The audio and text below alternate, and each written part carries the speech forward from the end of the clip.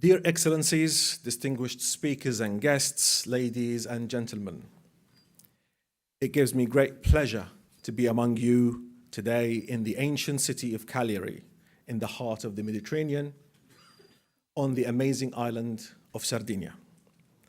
I would also like to thank the organizers of this first edition of the Mediterranean Gulf Forum for inviting me to speak on this occasion. It is needless to say that the Mediterranean region is undergoing more than ever before major social, political, and economic changes that place unprecedented pressures on governments and economies in the region to urgently not only provide solutions for current and present issues, but also to pave the way for a better future. And as the political landscape in the Arab world is experiencing one of its revolutionary moments in history, the socio-economic dimension has largely been underemphasized in many aspects of the Arab Spring. Dear friends, there seems to be at least a couple of common socio-economic themes which have been repeatedly and continuously dominating the day-to-day reality of people residing in the southern Mediterranean, young people in particular, which I will only be able to shed some light on in my short address. Social inequality and injustice, as well as the widening gap between the rich and poor, has been a theme of play for some time in the region.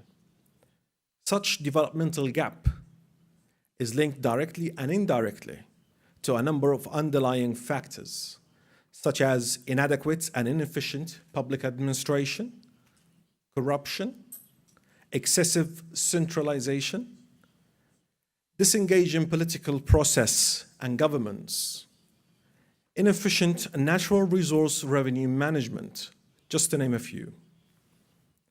A second theme that has been increasingly shared by northern Mediterranean countries as well is unemployment, especially among the youth. While a slowing down economic growth and the impact of the global financial crisis are directly to blame, a more structured reality would need to be fundamentally considered. The lack of economic opportunity, including within the social economy, decades long of distorted economic policies, and the relative lack of skills for employment, entrepreneurship, and SME development, small, medium-sized enterprise development, are common sub-themes. And the European Job Summit in Milan on Wednesday of this past week illustrates the struggle we all face in trying to find solutions to the joblessness crisis within the Mediterranean region and beyond. Yet, solutions, this magical word, remain as elusive as ever in addressing these growing challenges. While a set of economic reform strategies aimed at fixing long-term ongoing problems might seem appealing in theory, implementation is where the devil lies.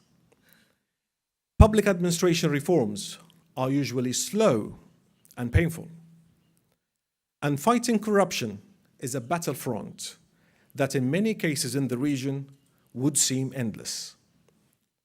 Nonetheless, these are our tools of the day, give and take in a way. And regardless of their demanding processes and mixed results, we ought to stand the course for change.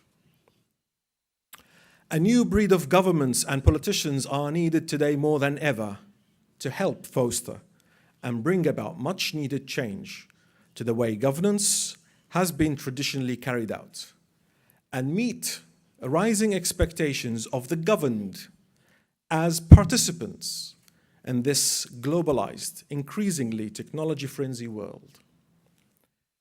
Informed and inspired citizenship and grassroots engagement are key to this. Truly empowering subnational and local leadership and governments is not an option, it's a necessity.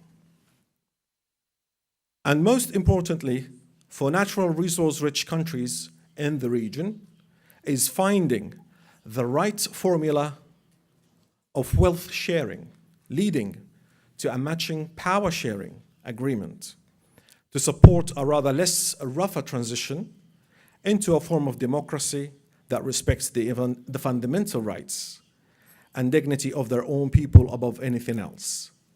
I say this with my heart fixed on the current affairs in my own country in Libya. Identified skills for employment and skills for entrepreneurship and small, medium-sized enterprise development are key themes for the region to tackle the high unemployment. Targeted solutions tailored to the characteristics of each country are needed, as well as better alignment of government strategies to the local levels where such strategies are deployed is a key area of delivery for the economy and for fostering job creation. Innovative and inventive entrepreneurial thinking can be part of the solution. The solution that should be targeted at the narrowing economic landscape in our region. Women should continue to be empowered to play a greater role in the economy and bring new ideas.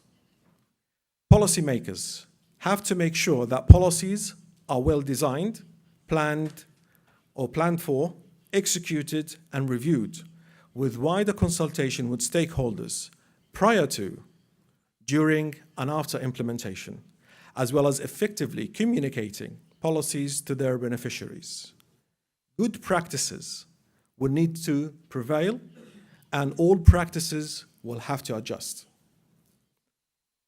Make no mistake, none of the above measures and strategies will work all the time for all economies and all at once. But the real essence lies in how can we make it work most of the time for as many countries and have a desired impact across a wide spectrum of policies? Question mark.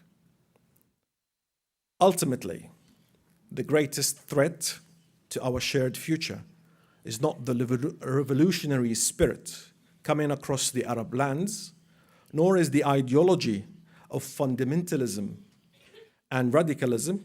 It's the rising inability to deal with these challenges adequately and timely.